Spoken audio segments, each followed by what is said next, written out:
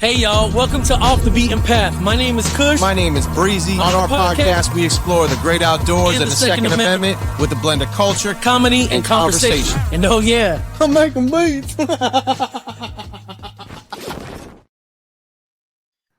Hey everybody, welcome to another episode of Off the Beaten Path. You guys see my brother Breezy. You see his little gnome hands. Little gnome hands with his big ginger beard. And tonight we have an amazing guest. I feel like I've said that a few times about a few of our guests, but I wanna welcome this brother on. His name is Danny. We've seen each other and we've known each other for, I want to say, a little under a year maybe, but great guy. Yo, Danny, do your intro, man. Tell these people about you. Round of applause. There it is. Yo. My name is Daniel, and I'm I'm kidding. No. Yo, I met you guys at Goals, and what's funny is like you two, and I think you had maybe your brother was with you too there. No, I think it was just us two. Yeah. Okay. Yeah. But you two came in like you guys were just like, whoo. You guys had like your shirts on, you had your gear. When I saw the gear, I was like, oh, these guys are legit. Yeah. I was like, I wonder who they're working for. Because I've got a lot of friends that are in the industry for doing photography and videography and whatnot. And so when I see when I see gear, I'm like, okay, these guys are doing something major. I'm in the Cerakote business right now. Just got into the firearms industry in 2024. Before that, I spent like almost 3 decades teaching karate, being a martial arts, being the Karate Kid, being Daniel's son. And not quite as famous, but yeah. That's cool. And here I am today. Nice. So okay. So let's just jump right into it. Breeze. He'll be chopping beats live on the podcast. So you'll see him. Yo, you got something queued up or no? Not yet. Maybe not. I don't know. I might have something. Just when you thought you knew a guy. Actually, I do.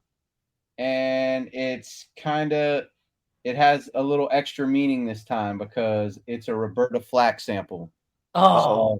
She just passed away. R.I.P. Yeah. R.I.P. Man. So yeah, this is the sample I'll be chopping tonight. So let me know what y'all think.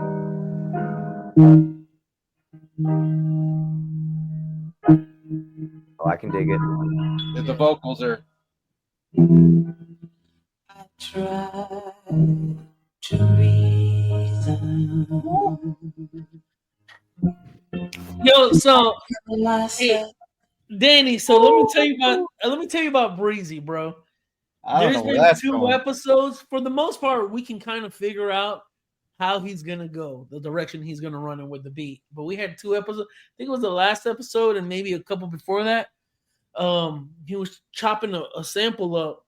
I was like, yo, man, I can't wait to hear what this sounds like. And me and the guest, I don't even remember who it was. We thought for sure it was just gonna be like a rap, hip hop.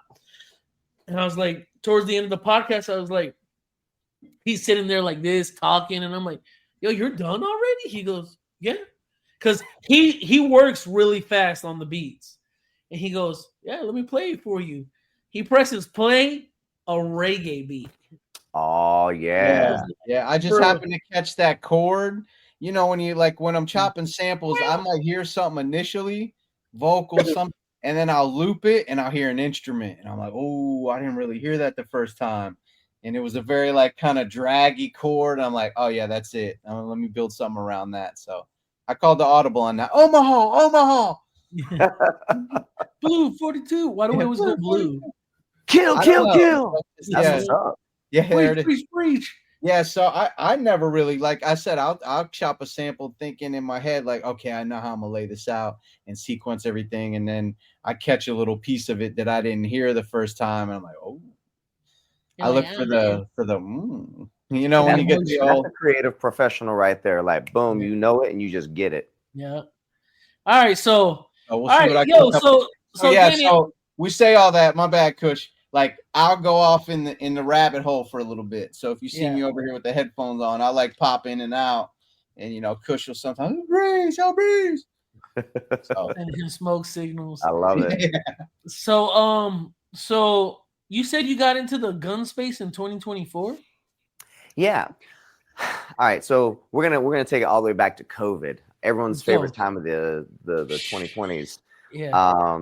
I had a karate school and it was going under, and we're trying everything we could to save it, and we lost too many members to just they quit. Like people got to stay at home, and we tried doing Zoom karate. Let me tell you, like podcast talking is okay. Trying to get a kid to like look into the computer screen or the camera or whatever and do some punching and kicking, it's truly like herding cats, right? Yeah. And cats that they're not even in your house. Yeah.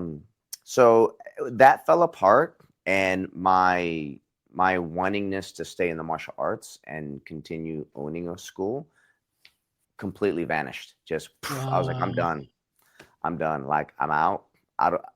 In my mind, I'd already made up. I was like, you know what? I'll go pick up garbage in a park. I'll go work Parks and Rec, baby, and pick up trash.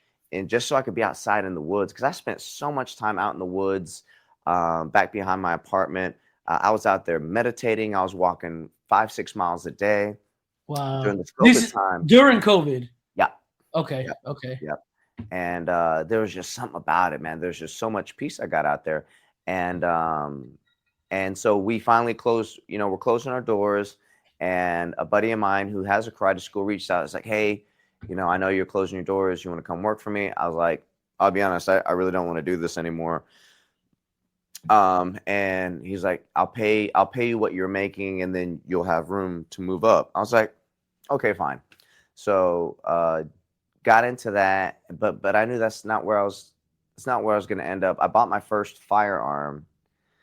I made my first firearm purchase in 2020. Got an AR-15. Still have it. It's actually back here behind me. It's a little SIG action. I won't touch it because it's the YouTubes.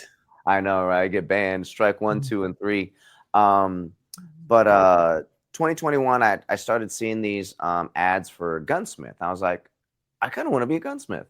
Didn't know why. I was just like, I was a kid who took everything apart and tinkered. Yeah. Didn't know how to put it back together.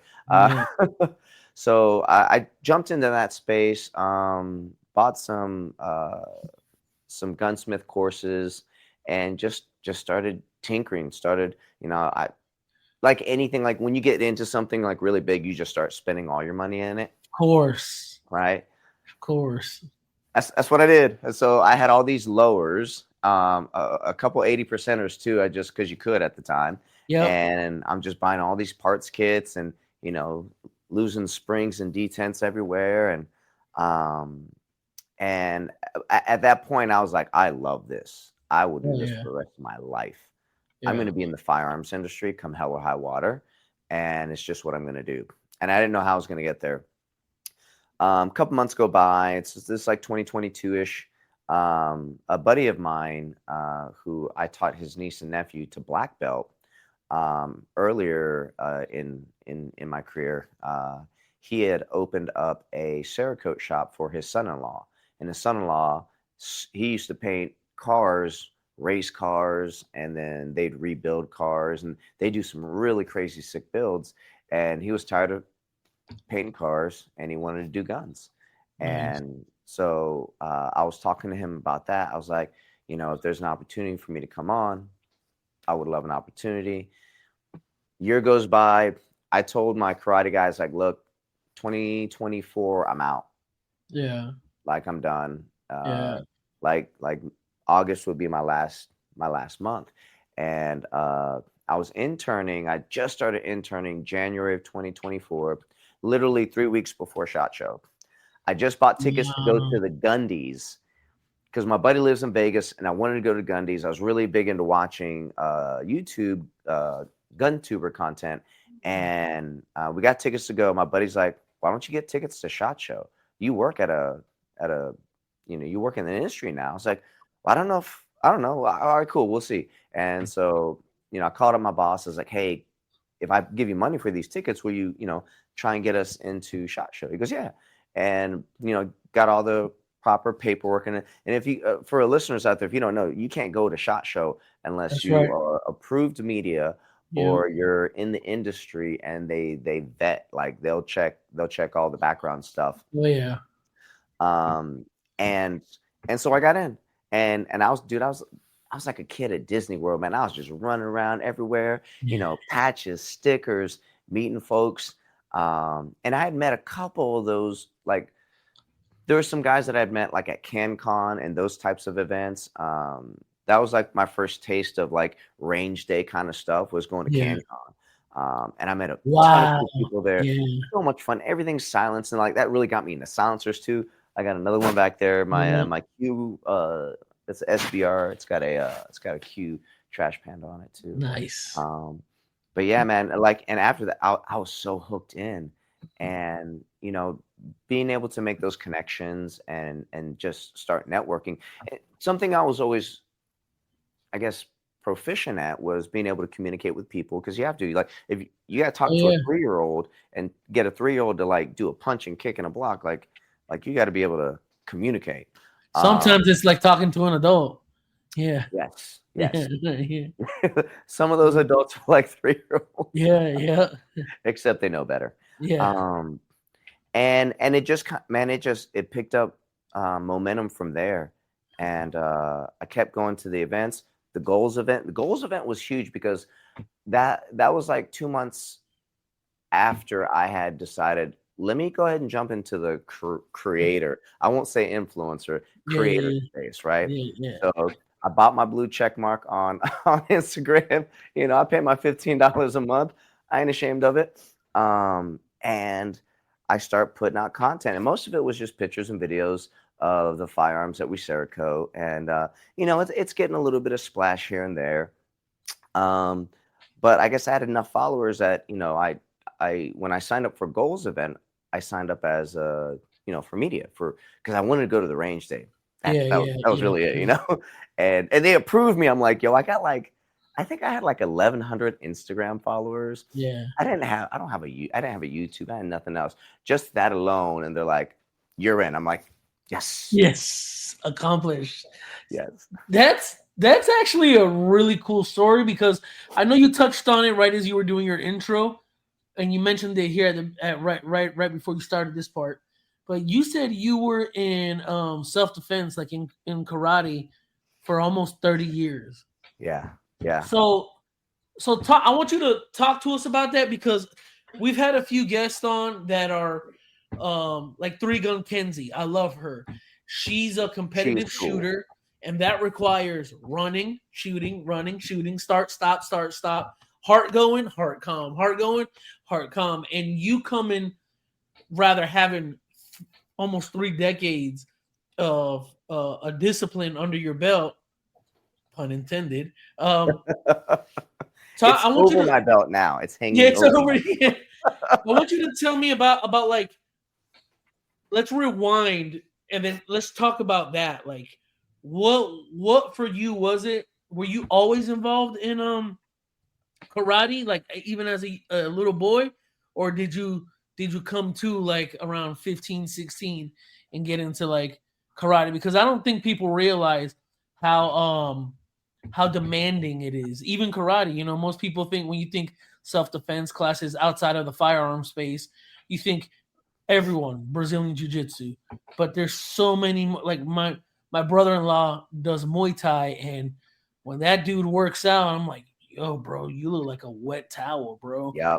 So tell us about your karate experience. How did that start? Being half Asian, it's in my blood, right? That's what everyone thought. So, especially growing up in the 80s, my name is Daniel, and naturally I'm Daniel-san. That is just the nickname you get. They call me the Karate Kid, and I was the kid who didn't know karate. I would run my mouth, because that's kind of what I knew how to do. I grew up with 3 older sisters, so I'd run my mouth and run, right? Yeah.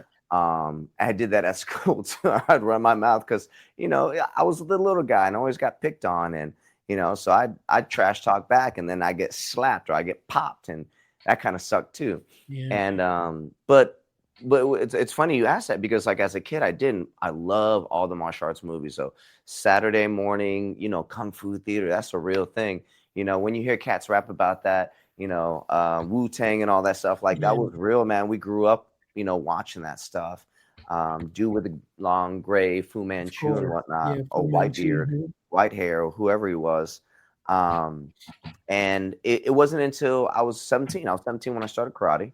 I worked at McDonald's and I saved up some money. And my stepdad was like, "You can either pay for your karate or you can get a car." And I went to a high school that was, the name of the city and the school is Decula, and you can't say it without sounding redneck. It's Decula. Decula. Yeah. And if you didn't know about Decula, everyone's like, "What? Where do you go? Dacula? Is that like Dracula?" And so being called a racial slur on any given day was just a normal day. Yeah, wow. Whether I'm sitting at my lunch table and I couldn't do nothing because these were big old country boys that wouldn't think twice to like lay the beat down on me right then and there. I was like one of 6 Asians at that school. Me, Kimmy, Ruby, Lisa, right? My family, and then these 2 Vietnamese twins. Like that was it. That was the only Asians out of like 1,200 kids at that school. So it was a necessity. Like I really felt like I needed that from a survival standpoint. And so, you talk about the demandingness of it. It is for kids. For some kids, it's just like, oh, we go twice a week, blah blah blah, whatever. Me, I was like every single day. Yeah. I stopped hanging out with all my buddies. All the cats I used to play basketball with and football with outside. Till the sun came down. I was going to karate instead, 5-6 days a week. Because I was tired of getting picked on. I was tired of being a victim, tired of being weak. And most of that was up here, but it was also, like, if you don't know, you don't know, right? Yeah.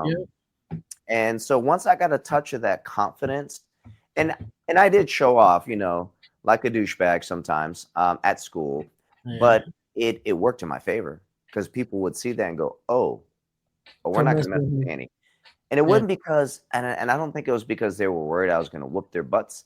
I think it was the fact that they were worried I was going to stand up, fight back, and they potentially were going to get hit with something that, they had no idea was coming. Yeah. So, so it was like my senior year, nobody messed with me. I was like 5'5", 5'6", 125 pounds. Your senior year? Yeah. Wow. Yeah. It wasn't until after my senior year I shot up to a whopping 5'7.5", right? I got up to about 140, 145 pounds. And a lot of that muscle building came from just 5-6 days a week of karate. Always hitting the heavy bag. That's all I did. Kicking heavy bags. And my legs got big. My muscles in my legs got really big. I was like, ooh, what are these? Yeah. Like I was used to having muscles. But yeah, it was out of necessity. And then I didn't think I was going to be a karate teacher. I was going to be a computer nerd, right? Yeah. And they're like, hey, you're pretty good at this. Do you want to try teaching? You get to jump around in pajamas and, do karate. And you'll get paid pretty good. They lied about that part. They didn't pay me nothing. But so I jumped right into that and I stuck with it. I got, I had a lot of good coaches around me that helped me because I had a lot of energy and I had a willingness always have a willingness to learn. I tell my kids to this day, it's like, you always have to be a white belt. Doesn't matter what you do. Yeah. Right. Yep. No matter how long I teach, I'm still a white belt. I will learn something, whether it's from another little kid on how to communicate better or just another tactic or another style or something. And so I just kept doing that. And then I just stayed in the industry. Got to train with some legends. When you hear the name Joe Louis, who do you think of? The fitness dude. Isn't he a boxer? Boxer, right? Yeah. Legendary boxer. There's a white Joe Louis. I didn't know that. Most people don't. most martial arts guys, most karate guys will know Joe Louis was the king of modern kickboxing. So before, Chuck Norris was making it a thing, he was pre Chuck Norris in the 60s. He was full contact heavyweight, bad mama jamma. And we got to train with him when he was in his 60s before he passed away. Homeboy could still kick me across the room, and he did. It was terrible. But we got to train with some legends. We got to, I don't know, man. It's just it was a really good experience. You know what's cool? If I could jump in right here. Please. So me and my brother, we grew up in the neighborhood. We're neighborhood kids. Like we grew up fighting. We grew up doing the hood rat stuff because that's what we weren't college shows hood rats. We were neighborhood kids. And when my brother was 15, when we were 15, because he's my twin brother, when we were 15, we used to hang out in the rough part of town. So downtown in this other part of the city, they used to beef all the time. And when we were in high school, everybody knew us as the twins who hung out with the kids from downtown, right? And we were at this place called the Palace, which is now closed. And my brother ends up getting jumped, and I go to his side, and it was just mayhem because there was guys from downtown there, and there was guys from Rivera there, and my brother gets jumped. I stand up. We're fighting. Everybody's fighting. The guys we ended up going with ended up running, and we knew that was going to happen because these particular dudes. My mom was like, "Oh, take my friend's kids." We're like, "Nah, those kids are soft. If something goes down here, like we need to be with our homies." So our homies met us there, but these kids were with us. And I say kids because we were all 15 years old. And this one in particular, he was 17, 18. And he had a little bit of build to him. He was a wrestler. We thought he was going to get down with us. Negative, sir. He took the minute it popped off, him and this other kid fled. And me and my brother, we stood there and we got busy. But my mom after that, we got arrested. Everybody, a whole bunch of people got arrested. But she's like, "I want to sign y'all up for karate." And at first we were like, "Nah, hell no. Karate? Negative. We're not doing that." Fast forward, we end up going to karate for 3 months. However long it takes you to be a white belt, we didn't make. You know what I'm saying? We were a white belt for maybe 3 months in this. They had brought in this brother. He was a black belt. And he was Korean and black. And, he comes in. He's looking at all of us. She's introducing him to the class. And we're standing there. And he goes, "Man," he goes, "You two," he goes, "y'all two look like sore thumbs. Y'all don't belong here." And we're like, "What do you mean?" He's like, let's I want to work with y'all specifically today. And so, we were working or whatever, kicking, sparring. And he's like, "Hey man, y'all got something inside of you that's you have this need to just right?" He's like, "Would y'all be interested in doing kickboxing?" And we were like, "Hell yeah!" And so he told damn, I still remember her name. Her last name was Anacleto, Gina Anacleto, and she go, "I want to do kickboxing with him." And she's like, "Yeah, that's fine." And so we were the only two kids, and he was showing us how to bob weave, how to hold your chin and all. And we did that for maybe a year or so and then stopped. And so what do? We learn all this stuff. We go back to the neighborhood and we're just boxing everybody up. We were just fighting everybody. And it was fun. And it's funny because I was just telling me and my brother were just saying, "Yo, we need to get back into boxing because I like that level of it's healthy violence, right? You're learning a discipline, but you're also learning how to be proactive about either defending yourself or attacking other people. And we have, I don't want to say he's a friend, but I documented my weight loss journey not last year, the year before, and at the end, that last month or the last episode of that, we went and trained with a celebrity. What is he? Breeze trainer, like a fitness trainer. Yeah, MMA, mixed martial arts. Yeah, and this dude is involved in bare knuckle boxing, bro. Oh yeah, he was there training with them. Yeah, he trains at this guy's gym we went to. Yo, absolute animal, like a mini rhinoceros. Yeah, dude was vicious, but we were talking. He's a British dude. Man, what was his name again? Brutal Bostwick. Yeah, we started talking, and we were like, I realized pretty quickly that he's from the neighborhood too, but in England or the UK, wherever he's from. And he's like, yeah, man. He's like, yo, would you hop in the ring with me? I was like, oh yeah.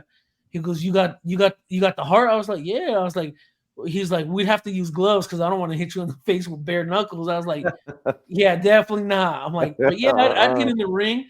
He's like, that's neighborhood mentality. He goes, not a lot of guys will get in the ring just about. And I'm like, yeah. And I say that because the point of all of that is, fast forward to today, 2025, sitting right here. Rob and I have talked to several guests and have told them, it don't matter how much you train, how often you train, your mind, your heart, your body, it all has to be in a certain condition to be able to withstand certain levels of stress, pressure, all of this stuff, right? But more importantly, you got to have the heart. Because I've heard people in the space, Breezy's heard it too. Oh, I can't wait to go to Valhalla and die in a hell of gunfire. And I'm just thinking to myself, yo, y'all, 90% of y'all will never know what that's like. Never. You know what I'm saying? Like I know Breezy has too, but I've had real homies die to gun violence. I've been shot at as a teenager, my brother too. Like we know what that's like. For people to say that blows my mind because the level of survival that comes with that and the trauma that comes behind it is not worth the statement. You know what I'm saying? And so I say that because you in particularly, you have all this discipline under you, 30 years of discipline. You know what it's like to be in stressful situations, even though you're teaching children, you're keeping an elevated heart rate, and you still have to be able to pull it down to communicate and keep a level head for children. Because, bro, I don't know about you, but there's times I'm a father of 3. Well, my kids will, I don't want to, but I can't. You know what I'm saying? Because I don't want to teach them unhealthy aggression. I believe in healthy aggression. I believe like if someone's coming to turn you into a victim, we'll be the victor. I always say don't start anything, but don't be scared to finish it either. Mm-mm. And so hats off to you, bro, for like being a martial artist first and foremost, and then like that's a skill I think you could bring into the space, bro. Seriously, like I know you probably don't want to, but I've given this thought. Like there's so many people that could benefit from just knowing basic self-defense. Oh no, absolutely. No, and we have learned through some guys that a couple special forces guys, we've learned knife defense stuff, like legit stuff, not your mall karate variety of they're gonna attack like this, right? And you got to go, yeah. And we've been able to train some gun things, and so like putting all that together, and I didn't just do karate either. I stepped in the ring, and my buddy always gave me grief about that because I'd go to karate tournaments. We did point fighting. Point fighting is it's tag. We still hit black belt adults. We thump, but it's not knockout, right? It's not full contact, and that is completely different from point contact. And so I finally did it. Got into Brazilian Jiu-Jitsu. Spent a lot of time in there, and all the gun guys will tell you, man, like train. Doesn't matter what you train, just start training, and then you will just go from there. And the karate took me to kickboxing and Brazilian Jiu-Jitsu, and again some of the knife, stick, gun things. Now into actual guns and stuff, and so like understanding distances, reaction times, whether I'm going for, any given day I've got 2 or 3 knives on me. I've always got my gun on me. And, if I can't get to those fast enough, I'm very confident in using my knowledge and an experience. Yeah. I don't have, I'm not as as a neighborhood kid running the streets myself. I ran from the fights because didn't know how to fight. Yeah. As an adult, I don't want to go to jail. So I always avoided fights. I have one street fight to my name, to my credit. And it wasn't even a street fight. It was some college kids came into this, they came into this axe throwing place. And Oh man. our friend was the manager of this spot. And we're hanging out with him and one of their employees that we become really good friends with. She was leaving to go to Michigan last day. So we brought some pizzas, and this is one of those places that they'll serve beer and let you throw axes, totally safe. Yeah. And so we're just having a good time. These kids come in, it's right at closing time, and the manager's like, sorry guys, we're closing. And like they're giving the bird and this, that, and the other and cursing at us and just like whatever. And they grab our pizza. And one of them throws a slice against the glass. Like they hadn't been drunk. Yeah. I don't know. Like it was not a good move on their part. Because my other buddy that with, he does not like disrespect of any kind. Yeah. And that set him off. He took off, right? And he's not a trained fighter, but homeboy can fight. Yeah. And he was gone in a split second. I look over and he's already out the door. I'm like, oh no, I already know what this means. So I take off running. I may have had, 2 or 3 beers in me, so I got some beer legs going. I round the corner, and this skinny, gangly, goofy kid with blonde hairs holding this, holding our pizza. And my buddy's yelling at him, pointing his finger in his face. I was like, oh, no. And I'm around the corner. I see it. And I see this, boom. You see the pizza fly up. You see the gangly kid look up and then just slap the crap out of that kid. That kid hits the ground.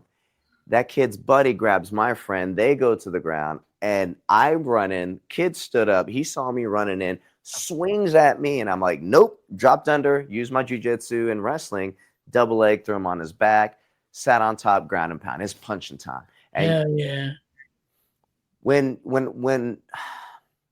you train like that, you immediately go, you're just hitting. And I'm hitting. And I hear him whimper. I'm like, what's going on? He's like, what did we do? I just start slapping him at that point. and then I was just like, slap goes a long way though. Yeah. It's true. Yeah. What's funny is like the whole time we have a crowd around us at this point. They are cheering us on. That's awesome. It was like Rocky or something. So I was like, at that point, I knew he wasn't a threat. I was like, oh, okay. I was like, all right, we're done. Get up. And I grabbed and I pull him up. I was like, don't do anything stupid. I'm going to knock you out. And I turned to my buddy who's got the other kid locked up in a guillotine inside of his guard. And he's just squeezing for dear life. And I'm tapping him on the head. I'm like, hey, we won. You can let go of his neck now. And he's so spiteful too. He's like, did you hear that? My friend said we won. That's great. So in my mind, picks him up, grabs his keys, hands him his keys. And, it's kind of like a, kick in the butt and get the heck out of here. And, we went around. And and this was right. This was 2020 because it was right when I had just gone to the new karate place that I was working at. I had to call my boss right there. It's like midnight about this time. I'm like, hey man, I might go to jail for beating up some college kids tonight. I don't know, but if I don't show up Monday, that's why.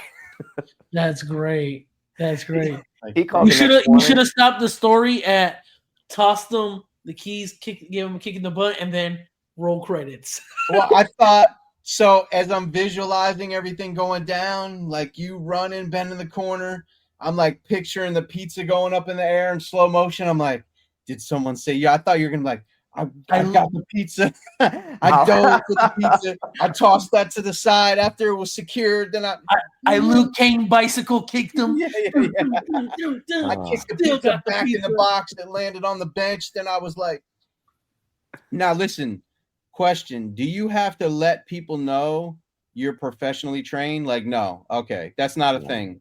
No, that's only if you register your hands for like professional boxing or something like that. Like No, I mean, have you ever said that? Like, hey, bro, I'm a professional fighter. I know there are so many guys that have because pro guys get whether they realize or whether the other person realizes or not, like they get messed with all the time. And there's plenty of times where pro fighters get into fights, and there's no time for that conversation. It's some drunk idiot acts like a drunk idiot, and then you just have to respond, and whatever happens.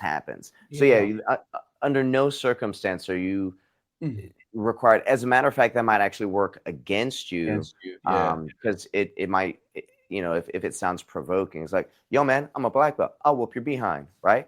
At that point, like, I don't want you to know what I know. I want you to assume that I'm not. Like, well, check this out. Clickety clack. Click clack. Step the back. Pop. Man.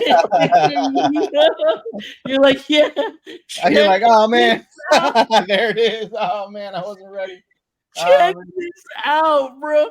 Dog, Breezy. There it is. You're like, yeah, yo, check this out. Oh man, you know what's funny? I just a few months back I purchased some gloves, some bare knuckle gloves, and a mouthpiece. And me and my son I have a bag back here. I actually just got rid of it because, man, remember when it was pouring like that? Those 2-3. It seemed almost like 3 weeks back to back, Breeze, a couple months back. Man, that bag really wore down. I was like, damn, that was really a cheap bag, but it was one of the nicer ones, and I did leave it outside in the elements. So, but yeah, now my gym, the gym I go to has like 8 bags. So I told my son, like, on the weekends, I'm gonna be over there hitting the bag.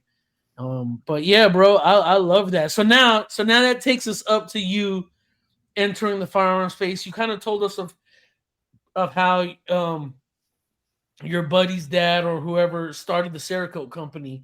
So do you have experience with firearms prior to jumping in the industry? Like, did your dad, your stepdad, or any family members? Because you grew up in Georgia, right?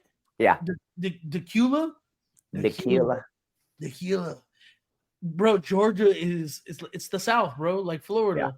Yeah. Like, I know there's hunters and all that other good stuff out there. Did you ever go like on hunts or anything like that? No. So, like me and my stepdad, we didn't have a good relationship. And, that kind of swung both ways. I was a jerk and I was rebellious, and he wasn't having none of that. So, he was a hunter. He went hunting, he went fishing, those kinds of things. And I didn't really care to, like, it as a teenager back then. I just wanted to listen to Bone Thugs and Harmony, play some basketball, and clickety clack, pretend I was a gangster. Oh man, that's dope. And so you're at Breeze. Yo. He dropped the Bone Thugs and Harmony, so I'm wondering, like, what else you were listening to back then? Like, what was your introduction to like rap hip hop? Like the first thing you were like went in on? If you did, if not, that's cool. Yeah, I guess. It was the 80s. What do I remember? NWA. No, because I didn't have access to NWA until a little bit later. I say that we had my cousins, every once in a while they'd get some music from the older sister that was that the explicit stuff. So we got a little bit of 2 Live Crew every once in a while.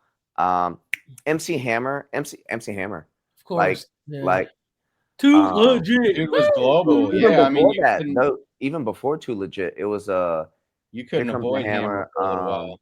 Turn this mother out. Yeah, wow. Yo, that was the record. That's it. You really just aged yourself. Oh, for sure. Rob Bass. Okay, yeah, that was my nickname in middle school. Rob Bass. Yes, sir. I couldn't fight, but I could dance, and I could only dance because I always used to hang out with my sisters because I didn't have no brothers, and they were my older sisters. They were the cool kids, and they had all the confidence. So they had cool friends, and most of them were cute. So I was always trying to hang around just for that too. And I was you know, I'd be watching them dance, and you know, I'm watching Yo MTV Raps, and you know, just like I could dance. And so when I first started dancing in front of kids, like at school or something, they'd be like, "Oh, all he knows how to do is dance. He can't fight." But I was like, "I can dance," and the girls were like, "Oh, look at Danny, he can dance." You're like, I'm a lover. I'm a lover, not a fighter, baby. Yeah. You ever heard someone rap thuggish, ruggish bone, girl? Come here. It's the thuggish. No, that's good because in my mind, I'm very. Danny has cornrows. My life is like my life is like time skater stamp hair to music. So I went right to like what it looked like in the Bone Thugs and Harmony era. You know, like my mind went there, and I'm like, okay. He's rocking a flannel. We were talking before the podcast that we're pretty close in age. Yeah. Yo, so it was baggy pants. Sometimes I was wearing them backwards because you know crisscross, totally crisscross. Yeah. You had the cross colors. Yeah. Oh man, we were wild. Do y'all remember those? Come on, brother. Come on, bro. I was broke, baby. I couldn't afford those Cavariccis. Yeah. My sister got her a job and she was rocking those, and they were gone as quickly as they were here. Cross colors was a thing, though. Yeah. That was like really big. Yeah. That was really wow. Damn. Yo, we just really aged ourselves. If anybody, that's all right though. We're aging like fine wine, baby. Yeah, that's it. You younger heads don't know anything about that good. Yeah. I don't know if you know, brother, but maybe one day we'll figure it out. Yeah, one day. The kids of today will never know what it was like to have, because like that's when rap really took off and evolved, as you guys know, in that late 80s, early 90s, you know, the Tribe Called Quest, all them cats, all those New York cats, Wu-Tang, and it went from you know, the Sugar Hill Gang style, or even fun, you know, like when LL or Slick Rick, you know, it's like Humpty Dumpty sat on the wall, right? Like to like intricate lyrics, rapping. Yeah. Well, they say that fork in the road was Rakim. Like, absolutely. Like it was still kind of you had the Fat Boys and kind of like some funny, and then like Rakim was like, "Yo, I ain't no joke." Yeah, and it was like, "Oh, okay, all right." And then Nas at the barbecue. Come on, man. Come on now. Come on now. Listen, dog. You know, it's funny. I wasn't even a huge fan of Nas until like later as an adult. That's like it's kind of like Cush's story. Just like me. I didn't really start listening to him. Like I get a lot of beef from Breeze. Not a lot, but healthy level of beef. Everyone loves Illmatic, but for me, the Stillmatic is the better project. Yeah, Stillmatic is like still rapping. I remember. Go ahead. I remember my girlfriend coming over with the Nasty Nas halftime cassette, you know, and I was like, "What is it?" Because that was his. Because really, he got signed off that Live at the Barbecue verse. Yeah. Like that was that got him his deal, and I remember that was his first single, and I remember listening. That was the days of cassette singles, A side, B side, and we listened to that like it was this is the guy, this is the next guy, you know. You knew you had a feeling, and then he dropped Illmatic, and it was like, what? Yeah. What's even going on? That's when I think that was the time when I was like, you know how I kind of dabbled as an MC, you know, and then I remember hearing Illmatic like, nah. I make beats or something.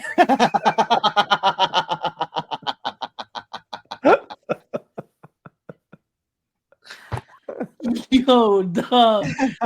Bro, that's great. Yeah, it was one of those like, that's the pinnacle of like, that's one of those, to me anyway, that's one of those Jordan things. Like I always say, no one will ever be better than Jordan. No, right? Never. Like there's no such, like you could be as good as Jordan, maybe.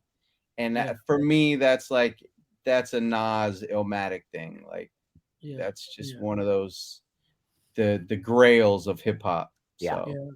And you know, it's kind of, I love that we brought this up because I mean, this podcast does cover culture and hip hop. I mean, he's chopping up a beat. Speaking of which, you got to play that in a minute. But I will. I don't think people in the space are usually like, okay, no, let me rephrase that. The traditional demographic of the space is old white hunting males, and things like hip hop when it spread so fast like wildfire because there were so many people in the inner cities who could relate. Like I know what it is to have a pistol illegally as a teenager. Breezy does. Breezy, it's funny. Like Breezy's a B48 white dude, but he didn't have your typical upbringing from like the country. Breezy's like a city guy. You know what I'm saying? So like he knows, and there's a whole nother breed of white guys just like Breezy. They grew up on hip hop, on beats, and just doing street stuff because they had that in them and they needed to get it out. Not saying we condone any illegal activity. No, that's not it. Just saying as people we have a different textured reality, and for some of us it's I need to carry something on me just to make sure I can get from here to my next destination safely. You know what I'm saying? And that's what this podcast really is designed to embody. Tell those stories. Tell the stories of like why Danny you got into martial arts. You wanted to stand up for yourself. You wanted to defend yourself, and now you have your soul is on fire for firearms and just growing in the space. And you said you're working at Second Caliber, right? Yes, sir. So we know what Cerakote is. I'm sure there's other dudes in regular world who know what Cerakote is, but for those who may not know, tell us what you do at Second Caliber. You guys customize essentially firearms, right? Yes, sir.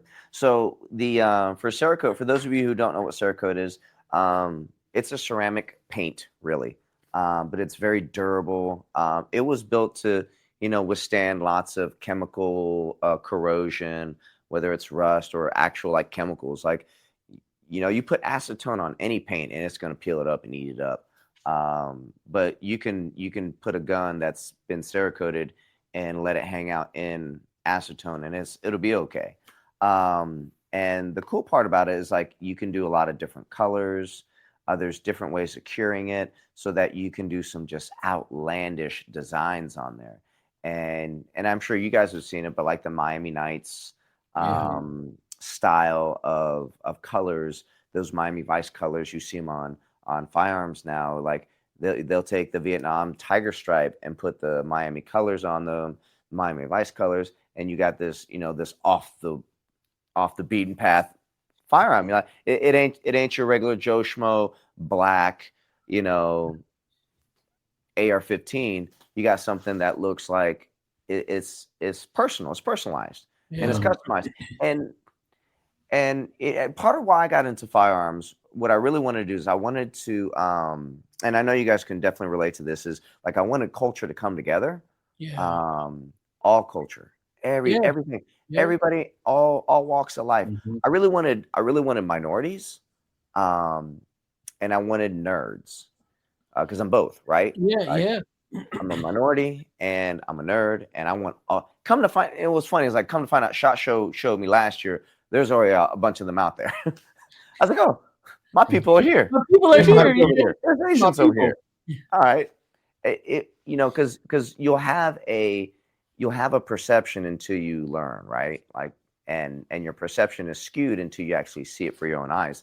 And my perception is military, law enforcement, Elmer Fudd, right? That's the gun culture. Wow, that's right. No, that's great. That's great. Yeah. You go to SHOT Show and there's some weird cats there. You're like, who is this person? How'd they get in? They're a gun person. All right, well, they'll be my friend then.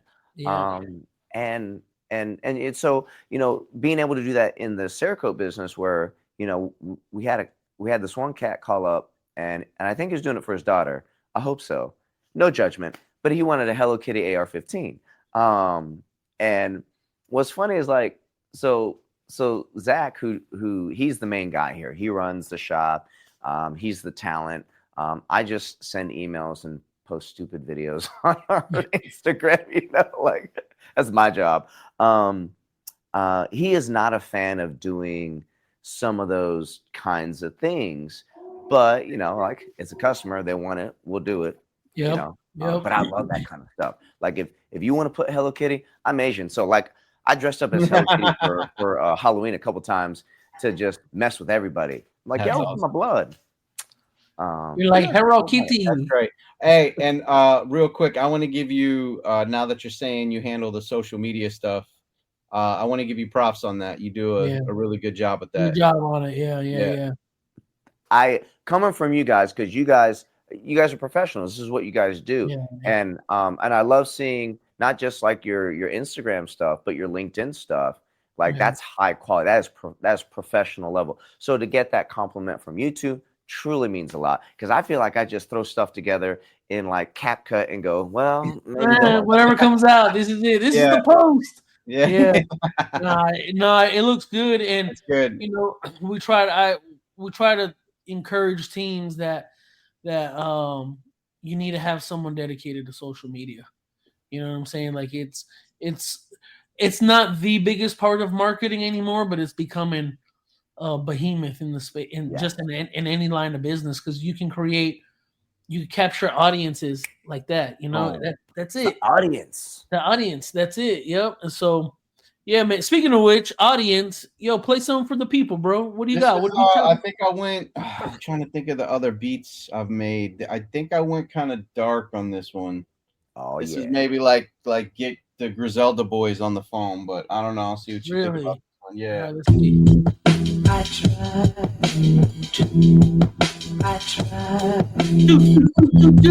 Yeah, you're right.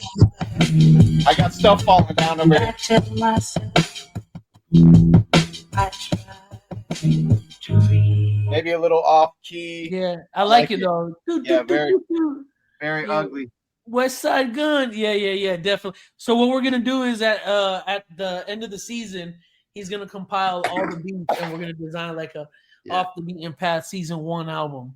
Hells yeah. Yeah. I tell that kick was hitting because your stuff is falling. Yeah, stuff is falling. So that's a good sign. Yo, Danny. So before we let you go, man, like what do you see is in store for you? Because like you said, there are other Asians in the space, but and I agree with you, and we both agree with you. Like this isn't so much as like the DEI initiatives as much as it is the representation, because there are pockets of people that look like us, talk like us, sound like us, come from similar walks of life, and the Second Amendment unites us in that. And with that, outside of culture, it's the Second Amendment, a shared love for what the Second Amendment provides all Americans. What do you see next for you, like personally, as an Asian American in the space, and like for people who want to follow Second Caliber, where can they reach you? Great question. So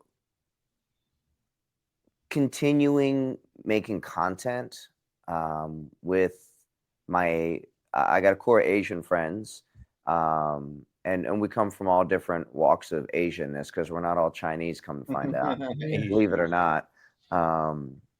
And what we're doing right now is we're bringing new people in, especially women, cute ones, but we're bringing women. We're bringing women to the range. We're bringing women in, and we're showing them basics. We're showing them. We're doing airsoft. We're doing the ACE virtual reality stuff with them, and then we put a real gun in their hand, and to see their face. We want to continue doing that, not just with the women, of course, but with anybody who is open-minded enough to at least come out. And even if you don't want to shoot a gun, come watch, come experience it. And we want to just continue to educate. And that's the karate teacher in me. Like, I want to continue educating because I want to continue learning. And I learn better when I get to teach it. And so, our content, we want to continue pushing that, also trying to be funny at the same time, and get people to, send their firearms here so we can paint them. But like, I don't know where I'll be in 5 years. I don't know if I'll still be at this company or if I'm gonna be at 3 different companies or whatever. But all I know is as long as I can walk or roll or whatever, and be alive and moving, I want to spend that time in the firearms space, being the right positive influence for the Second Amendment, because without the second, you don't have the first, right? You don't have and it's hard for people, I think, to wrap their head around that until they get into the Second Amendment space and understand what it is. Because it's not just going to the range and shooting guns. It's not just pumping AK-47 into, you know, a pile of trash for funsies. It's much larger than that. And that's yeah, because there's so many. We've said this numerous times, Breeze. There's so many versions of the 2A out, right? Like there's really only one 2A, which is the Second Amendment, but there's different walks of it. There's the tactical side, there's the self-defense, there's a guy who trains every day, there's skeet shooting, shotgun shooting, AR-15, pistol shooting, three gun, like it's so much more than this is just the 2A is what unites us, but we can all have different passions under that umbrella. And like even outdoors, like hunting, like as funny as it may seem to some people, like I'm 40 years old, I've never been hunting. I want to go hunting. My 40s is going to be about hunting, putting meat in my own fridge. I don't want to go to the store for any meat. I want to harvest all my own stuff and fill my fridge because, man, like there's the entire outdoor space. You said something at the very beginning of this podcast. You said that during COVID, you were outside in the back of the woods behind your apartment and you felt such a great connection. Rob and I, Rob, if I'm lying, bro, correct me, bro. When we went to Virginia, we were standing on top of a mountain and the level of solitude, power, and peace that you feel. And, you know, we've had a massive faith calling, so we give our praise and honor to God first and foremost. Amen. To be standing there atop of this mountain, like, I will never see anything like that in South Florida. We're the flatlands. But in Virginia, it's like, it's beautiful. Like, my eyes are so fixated on consuming the beauty that God created. And I tell people that, like, that's why our whole thing is merging the outdoors and the urban markets, not just the 2A in the urban market. It's the outdoors because it encompasses everything that the Second Amendment is. So you could be a hunter, you could be a tactical guy, you could be a security officer, or you could shoot for fun, whatever. It encompasses everything. So Danny, Rob, unless you want to say anything. Oh no, we got to do our questions, bro. Yeah, I think we'll have to come up with a new question because it's been like super lopsided. But he could kind of like it'll run the gamut with who everyone picks. So I'm gonna come up with a different scenario. Zombie apocalypse has popped off. You got to go to the corner store bodega to get some things. You got a couple of guys to choose from. One of them is Jason Bourne. The other one is John Wick. Who you rolling with?